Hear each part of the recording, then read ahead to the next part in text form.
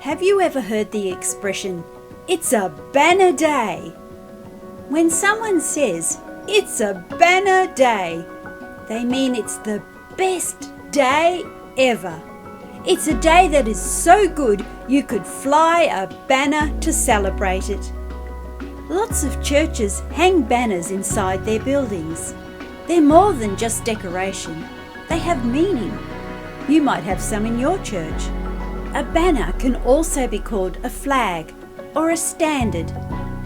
Soldiers have carried banners into battle for thousands of years. A banner carrier identified where the front line was so the soldiers could see where to fight. It was an important job because long ago, not every soldier had a uniform. It was hard to tell who was who. When soldiering became a profession and soldiers wore uniforms, they were put into regiments and formations. Banners or standards were used to identify them. In Psalm 20 verse 5, King David wrote, "We will rejoice in your salvation, and in the name of our God we will set up our banners." He was talking about the orderly formation or ranks of an army.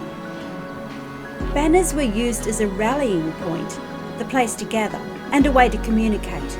When the banner was waved, raised or lowered, the soldiers knew what to do on the battlefield. Today, banners are used to attract people or to advertise something. Fans wave banners and flags at sporting events. Soldiers carry banners in marches to remember their service in a particular platoon or squadron.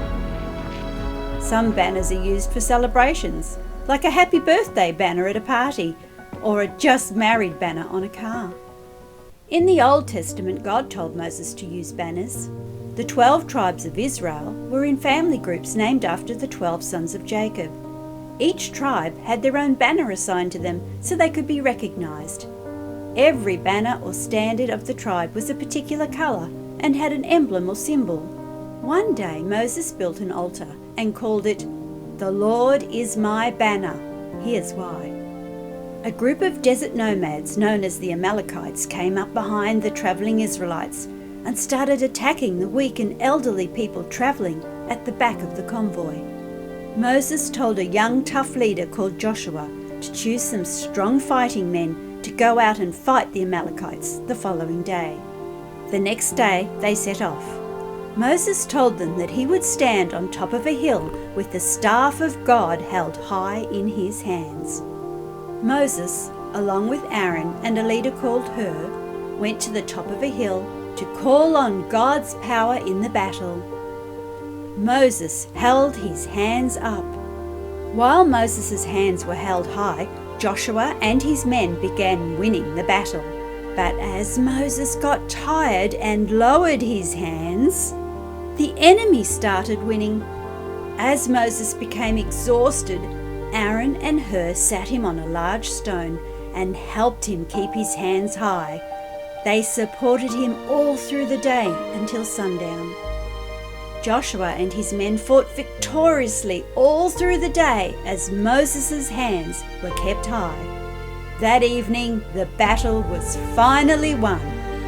God told Moses to write something on a scroll that Joshua and the people could read and be reminded of later. "I will completely defeat the Amalekites so that they will no longer exist." Moses built an altar and called it, "The Lord is my banner." Before Jesus was crucified, he said to his disciples, "And when I am lifted up from the earth, I will draw everyone to myself." He knew he was going to be lifted up on a wooden cross. Once Jesus died by crucifixion, victory over death and over the ruler of this world, Satan, would be complete. Being lifted up on the cross, Jesus would draw all people to himself. People from every part of the world, rich or poor, young or old, would be drawn to him. Jesus' death on the cross is like a banner saying, "God can be trusted.